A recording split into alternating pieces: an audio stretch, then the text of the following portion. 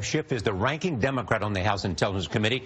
He is urging Chairman Devin Nunes to reschedule the open hearing with former Acting Attorney General Sally Yates. Congressman Schiff joins us from Washington. Good morning.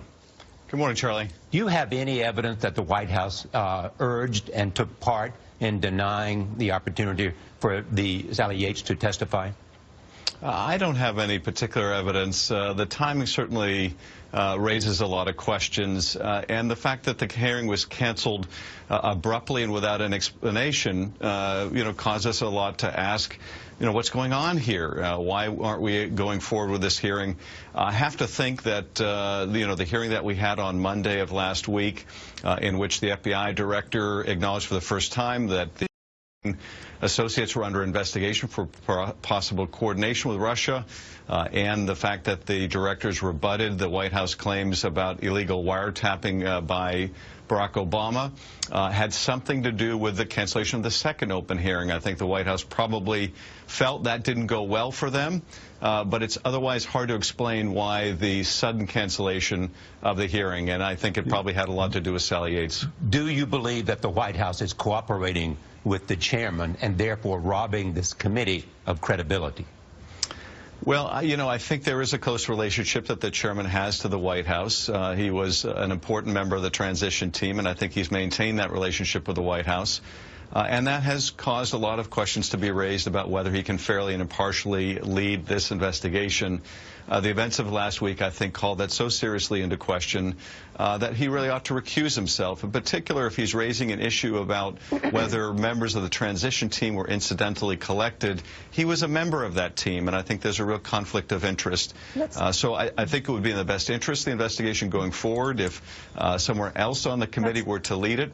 But we really need to get this back on track, and I think the majority can start out by rescheduling this hearing. We've urged them to do that, but we've yet to hear back. Congressman, let's talk about the substance, about perhaps what you wanted to hear from Sally Yates. She was the acting attorney general.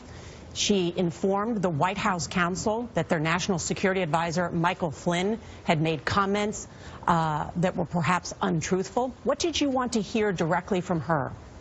Well, I certainly wanted to hear the events that led up to Michael Flynn's firing. And what has concerned me about this for some time is, according to newspaper accounts, she brought information to the White House that indicated that Mike Flynn had lied about a conversation he had with the Russian ambassador, and not just about any topic, apparently, at least according to reports, of the sanctions that President Obama imposed on Russia over Russia's interference in the election to help Donald Trump. So that's obviously a very significant conversation.